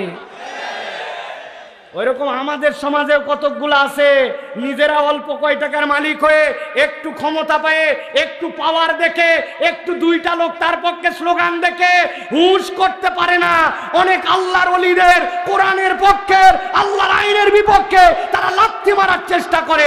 ওই ব্যাঙের যেরকম লাথি মারার দ্বারা কিচ্ছু যায় আসে না। ইসলামের বিপক্ষে যারা অবস্থান নেবে তাদের এই সাময়িক গরম কোনো কাজ দিবে না। আজকে হোক কালকে হোক তোমাদের ধ্বংস অনিবার্য, ইসলামের বিজয় অবশ্যই অবশ্যই অনিবার্য, অনিবার্য, অনিবার্য।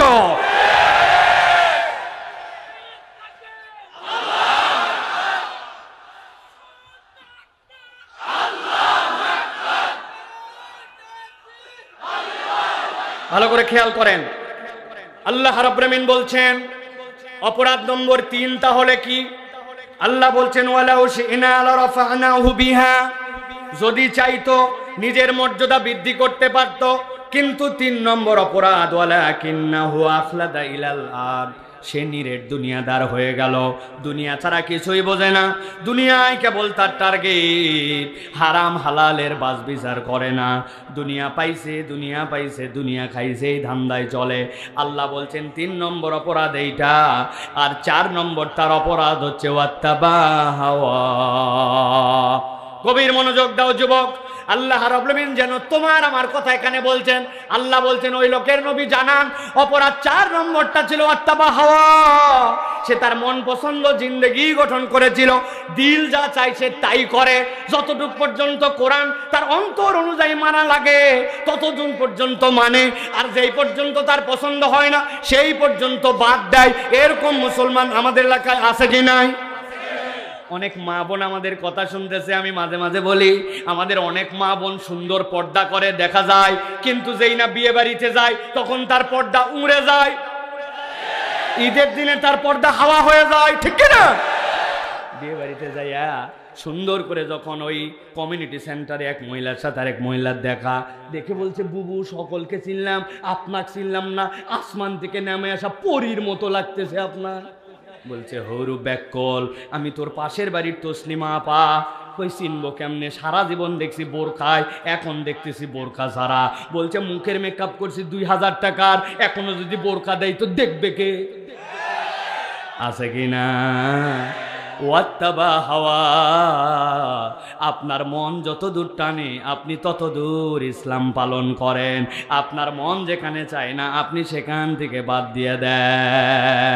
ঈদের মধ্যে সেলুনের দোকানে গেছে, যাই বলছে দাড়িটা এরকম চিকন করে টান দিবি, তবে টান দিয়ে এই কোনার মধ্যে ফাঁক দিয়ে এদিক দিয়ে মিলাবি, আবার এদিক দিয়ে টান দিয়ে এদিক দিয়ে মিলাবি, নিচে বাদ দিয়ে দিবি। লোকজন বলছে, বাপ রে বাপ, হেভি দাড়ি রাখছিস তো। বলছে, দাড়ি বলবি না, স্টাইল। আছে কিনা? যেই না ঈদে শেষ, এরপর আস্তে করে শেষে দেয়। আল্লাহ নবী দাড়ি কাটতে নিষেধ করলেন, দাড়ি রাখতে বললেন, আর আপনি আপনার মন পছন্দ যখন দাড়িকে স্টাইল বানালেন, আল্লাহ বলছেন ওয়াত্তাবা হাওয়া।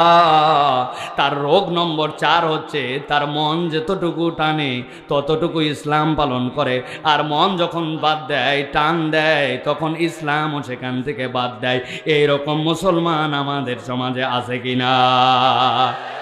এই পর্যন্ত তো মাইনর, এটার আরো গভীর আলাপ আছে, বিস্তারিত আলাপ আছে। আপনার আমার সমাজে এমন মুসলমানও আছে, নামাজের ইসলাম ভাল লাগে, রোজার ইসলাম ভাল লাগে, হজের ইসলামও ভাল লাগে, কিন্তু যখনই তাকে বলা হবে আসেন না ভাই আমাদের দেশটা ইসলামের প্যানেল কোড অনুযায়ী, আল্লাহর দেওয়া বিধান অনুযায়ী চলু, যেই লোক ব্যাংকগুলা হাওয়া করে দিল, টাকাগুলা মেরে দিল, ওই ব্যাংক লুটপাটকারীদের বিচারটা আল্লাহর আইনে হোক। যেই লোকেরা রাস্তা বানানোর কথা ভালো পাথর দিয়া দিছে ওই জায়গায় খোয়া, যেই জায়গায় দেওয়ার কথা সুন্দর সুন্দর বিটুমিন ওই জায়গায় দিছে পোড়া মোবাইল আর কেরোসিন, যেই জায়গায় দেওয়ার কথা মোটা মোটা রড ওই জায়গায় দিছে।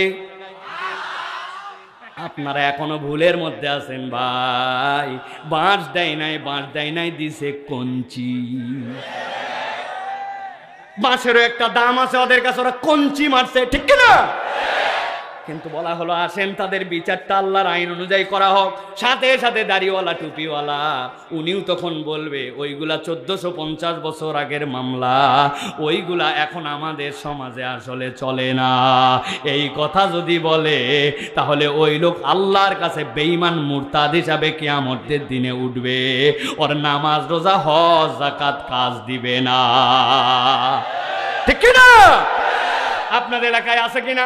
বহু এলাকায় এরকম মুসলমান আছে, ওয়াত্তাবা হাওয়া, অন্তর অনুযায়ী এত বড় দাড়ি, জুব্বা এত বড় বড়, আসরের নামাজের পরে পান খায়, খিলাল করতে করতে মহল্লায় ঢোকে। ভাই 1000 টাকা একটু হাওলাত দেওয়া যাবে? হাতে টাকা নাই। বলছে ছেলেটাকে ডাক্তার দেখানো লাগবে, বড় বিপদে আছি ভাই, 1000 টাকা দেওয়া যাবে? বললাম হাতে টাকা নাই। বলছে মুরব্বী আপনি ভুল বুঝছেন, আজকে মঙ্গলবার 1000 টাকা দিবেন, আগামী শুক্রবার আল্লাহ বাঁচালে 1250 টাকা রিটার্ন দিব। বলছে ব্যাক কলকাতাকার, মানুষের হাতের টাকা থাকে নাকি? বাড়ির চল। বাড়িতে নিয়ে চলে গেছে, বাড়িতে যাওয়ার পরে বলছে 1000 টাকা নে, তবে লাগলে আরো দেওয়া যাবে, তোর চাষি ওই ব্যবসা করে, তবে যা করবি তাড়াতাড়ি কর, ছোট দিনের বেলা মাগরিবের আজান হচ্ছে, আমি যাই কিন্তু জামাতে নামাজ ধরবো। আসরের নামাজ পড়ে আসি, দাদনে সুদে টাকা লাগায়া মাগরিবের নামাজ আবার জামাতে ধরতে যায়। দাড়ি টুপিওয়ালা এরকম মুসলমান নামদারি কতগুলা মুনাফিক আমাদের সমাজে আছে না? না, ভালো করে বুঝে নেন। আমার রব্বুল আমিন বলছেন ওয়াত্তাবা হাওয়া, আমি রব্বুল আমিন বললাম সে তার অন্তর যতটুকু চায় ততটুকু ইসলাম পালন করে, তাহলে অপরাধ হচ্ছে 4টা। 1 নম্বরে আল্লাহ বলতেছেন, আল্লাহ আয়াত দিলেন, আল্লাহ বুঝ দিলেন, কিন্তু বুঝে শুধু আল্লাহর বিধান থেকে মুখ ফিরায় নাই। আল্লাহ বলছেন মুখ থাকবে, মিথ্যা থাকবে না, ও মিথ্যা বাদ দেয় না। মুখ থাকবে, গালি থাকবে না, গালি বাদ দেয় না। মুখ থাকবে, গীবত থাকবে না, গীবত ছাড়া চলাফেরা করে না। আল্লাহ বলছেন 2 নম্বর অপরাধ ফাতবাহু শয়তান, শয়তান তার অনুসারী। 3 নম্বর অপরাধ দুনিয়াদার, নিরেট দুনিয়াদার, হালাল হারাম কিচ্ছু চেনে না, কেবলমাত্র দুনিয়া হাসিল করতে চায়। আর 4 নম্বরে মন পছন্দ জিন্দেগি গঠন করে। আল্লাহ বলছেন এবার নবী আপনি জানাই দেন, ফামাসালুহু কামাসালিল কালব, এই লোক আর এই চরিত্র যাদের, আল্লাহ বলছেন আল্লাহর কাছে এরা হচ্ছে কুত্তার মতো। কার মতো? মুখ দিয়ে বলেন কার মতো? আরেকবার বলেন। আল্লাহ বলছেন ফামাসালুহু কামাসালিল কালব, আল্লাহ বলছেন এরা কুকুরের মতো। কার মতো? জিজ্ঞাসা থাকবে হুজুর নিশ্চয় কুত্তা বিরাট খারাপ প্রাণী না, বিরাট বড় বাজে প্রাণী, বিরাট বড় নাপাক প্রাণী, এই জন্য আল্লাহ কুত্তার মতো বলছেন? জি না, অনেক মানুষের থেকে কুত্তা স্বভাব চরিত্রে কৃতজ্ঞ। আপনি ঠিক বললেও ঠিক, না বললেও ঠিক। আমি চা খেতে বসছি আমার মহল্লার দোকানে, আমার হাতে চা, চিন্তা করছি উপর থেকে ঝুলন্ত বিস্কুট একটা আছে, দেখি এনার্জি বিস্কুট, বললাম এটা বিস্কুট দাও। বিস্কুটের প্যাকেটের দাম 5 টাকা। কয় পিস থাকে? 3 পিস। আগেই বাদ দিছে 1 পিস, জানেন না আপনার আন্দাজে? প্যাকেট খুলছি, প্যাকেট খোলার পরে বিস্কুটটা বের করে চায়ের মধ্যে চুবাই খাওয়ার অভ্যাস। যেই না চায়ে চুবাইছি, সাথে সাথে এক লোক কোথার তো উদয় হয়ে যায়, আরে সাইফুল্লাহ ভাই এই মহল্লায় আপনি? আসসালামু আলাইকুম। অবাক হয়ে গেছে যে সাইফুল্লাহ ভাই রাস্তার পাশে দোকানে বসে চা খাচ্ছে, এই হুজুর আমার সিনা মোবাইলে থাকে, বাড়ায় গেছে। আমি বললাম ওয়ালাইকুম আসসালাম ভাই, এই মহল্লায় তো আমার বাড়ি। এই যে তার সাথে 5, 7, 10 সেকেন্ড গেছে, চায়ের মধ্যে যে টুবানো ছিল আমার বিস্কুট, উঠায় মুখে দিব, অ্যাক্সিডেন্ট। বিস্কুট দেখে নিচে পড়ে গেছে। বিস্কুট পরে কেবল গোড়াটুকু আমার হাতে, মনের দুঃখে মুখে দিছে ওইটুকু। আর এদিকে বিস্কুট যে পড়ছে, দূরে ছিল এক কুত্তা। কুত্তা কোথার থেকে যেন আসছে, আইসে সাথে সাথে বিস্কুট দেখে আমার পায়ের গোড়ায় 2-3 বার দিবা টান দিতেই নাই, ঘটনা শেষ। পরের দিন আবার চা খেতে আসছে ওই জায়গায়। যেই না চা খেতে বসছি, চা খেতে বসার পরে দেখি একটা কুকুর কোথা থেকে জানি লেজ ডাউন দিয়া মাথা নিচু করে এরকম করতে করতে আমার সামনে এরকম করে। আমি দোকানদারকে বললাম ভারী ডিস্টার্ব তো ভাই, আমি নামাজের নিয়তে বাড়াইছি, এখন কি না কোন জায়গার থেকে আইছে, গা ভেদা ভেদা লাগে দেখে, এটা আমাকে ডিস্টার্ব করে কেন? বলে হুজুর ডিস্টার্ব করে না, গতকালকে আপনি তারে যে বিস্কুট খাওয়াইছিলেন, ওই বিস্কুট খাওয়ানোর কৃতজ্ঞতা জানাতে আসছে। আমি বললাম কোথায় আমি গতকালকে বিস্কুট খাওয়াইছি? আমি তো বিস্কুট খাওয়াই নাই, আমার হাতের থেকে অনিচ্ছায় একটা বিস্কুট পড়ে গিয়েছিল, ওইটা চেটে চেটে খাইছে। আর ওইটার কৃতজ্ঞতা জানানোর জন্য পরের দিনও মাথা নিচু করে লেজ নিচু করে নড়াচড়া করে। আর দুনিয়ায় এমন কতকগুলা মানুষ আছে, আপনি তার বিপদের সময় উপকার করছেন, সাধ্যমতো হাওলাত দিয়েছেন, আপনি তার বিপদে আপদে বন্ধু ভাবছেন, কিন্তু সুযোগ পাইলেই, কৃতজ্ঞতা তো দূরের কথা, সুযোগ পাইলেই উল্টা আপনাকে আমাকে বাঁশ দেয়। আছে কি না? আমার আল্লাহ রাব্বুল আমিন বলছেন, গভীর মনোযোগ দেন। তাহলে আল্লাহ কুত্তার কথা কেন বললেন? আল্লাহ বলছেন ফামাসালুহু কামাসালিল কালব ইন তাহমিল আলাইহি ইয়ালহাস আও তাতরুকুহু ইয়ালহাস যালিকা মাসালুল কওমিল্লাযীনা কাযযাবু বিআয়াতিনা ফাকসুসিল কসাস লাআল্লাহুম ইয়াতাফাক্কারুন।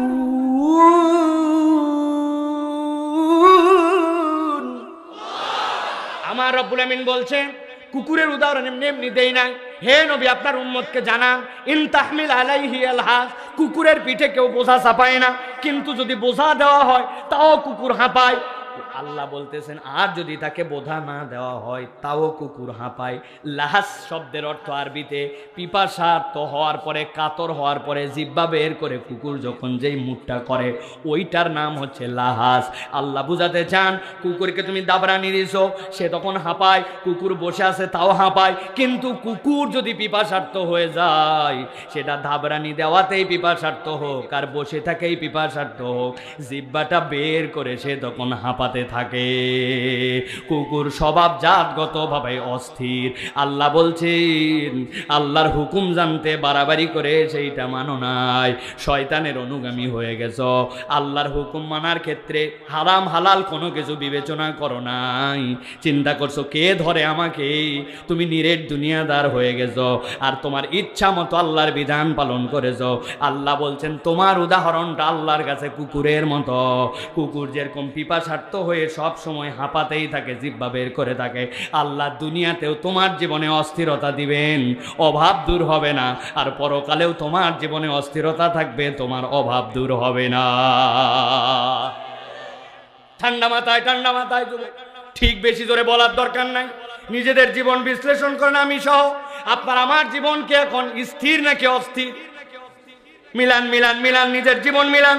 কি জানো নাই, সব পাওয়ার পরে কি জানো নাই, কি জানো নাই, আপনার আমার জীবনটা যেন অস্থির, ঠিক কিনা? আমি অনেক জায়গায় বলি কোটি কোটি টাকা দামের বাড়ি, লাখ লাখ টাকা দামের খাট, রাত্রেবেলা ঘুম আসে না, ডাক্তার ঘুমের ট্যাবলেট দিয়ে বলছে বেশি খাবেন না, হার্ট ফেল করবেন, আছে কি না?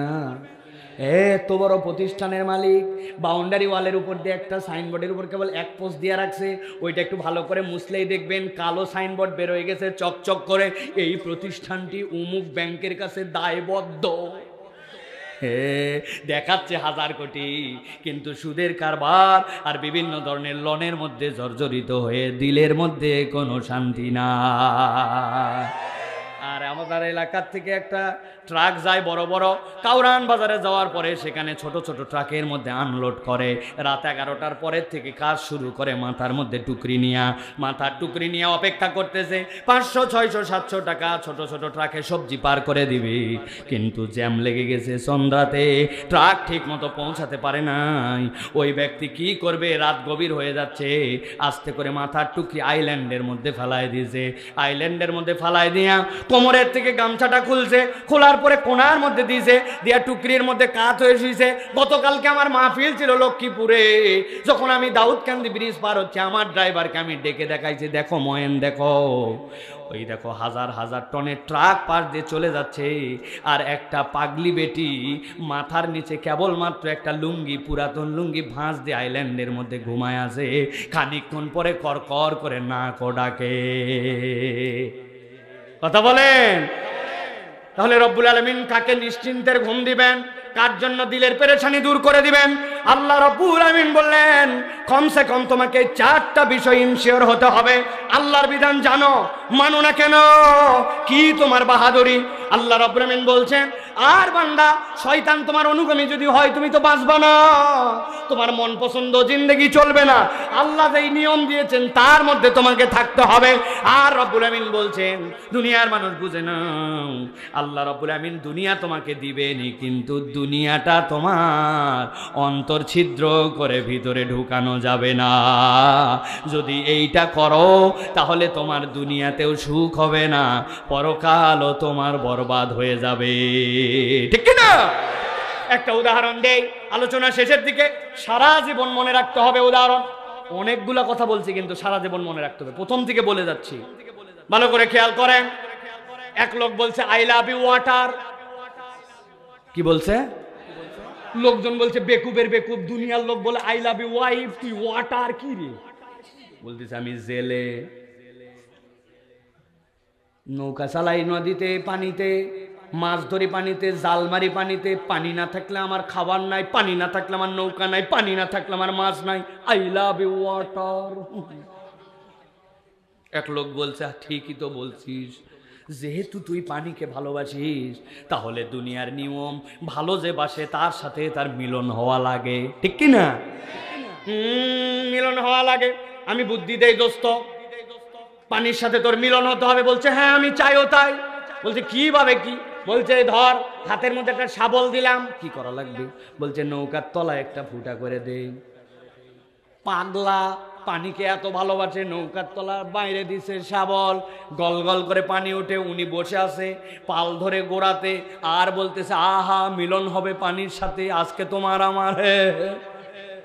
বুঝে থাকলে বলেন তো ভাই, নৌকার তলা ফুটা করে দিয়া গল গল করে নৌকাতে পানি ওঠে আর পানি পছন্দ করে, সে যে বলতেছে তার মিলন হবে, আসলে মিলন হবে না ডুবন হবে, মিলন হবে না পতন হবে। ভালো করে মনে রাখবেন যে আল্লাহ আপনাকে আমাকে শিখিয়েছেন রব্বানা আতিনা ফিদ দুনিয়া হাসানা ওয়া ফিল আখিরাতি হাসানা ওয়া কিনা আযাবান নার। এই দুনিয়ার মানুষ, দুনিয়া তোর লাগবে, আমি আল্লাহ তোকে শিখালাম, তবে মনে রাখবেন আপনার যে দিল আছে, আপনার যে অন্তর আছে, ওই অন্তরটার মাইরে আপনার ঘেরাও থাকবে একটা। আপনি যদি অন্তর ফুটা করে দেওয়ার মধ্যে দুনিয়া ঢুকান, আপনার দুনিয়াও বরবাদ, আখেরাতও বরবাদ। আমার কথা শেষের দিকে আল্লাহ রাব্বুল আমিন বলছেন ওয়াতলু আলাইহিম, মনে আছে নবী আপনি তেলাওয়াত করেন। এবার আল্লাহ বলছেন ফাকসুসিল কসাসা লাআল্লাহুম ইয়াতাফাক্কারুন, আপনি এই ঘটনাটা বলে দেন, আশা করা যায় এই গল্প থেকে আপনার উম্মত উপকার পাবে, চিন্তা করবে।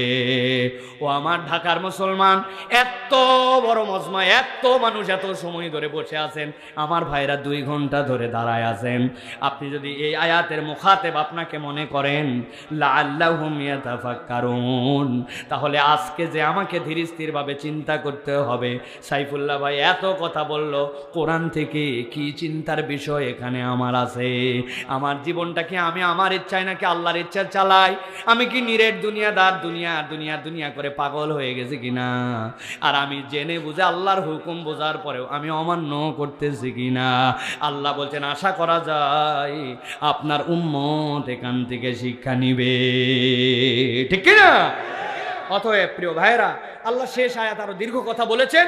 আল্লাহ বলছেন সামাসালাল কওমুল্লাযিনা কাযযাবু বিআয়াতিনা ওয়া আনফুসাহুম কানু ইয়াজলিমুন, তবে তাদের কাছে বলে লাভ নাই, ওরা যারা আপনার আয়াত অস্বীকার করে, ওদের কাছে বলাও যা না বলাও তাই। আল্লাহ বলছেন ওরা নিজের আত্মার উপরে জুলুমকারী। আমরা যেন নিজের আত্মার উপরে জুলুম করে আমরা যেন বেঈমান মুসলমান না হই, আমরা যেন নামকাওয়াস্তে মুসলমান না হই, আমরা যেন ঈমানের উপরে বলবৎ থেকে আল্লাহর বিধানগুলা নিজের জীবনে পূর্ণভাবে পালন করতে পারি। রাজি?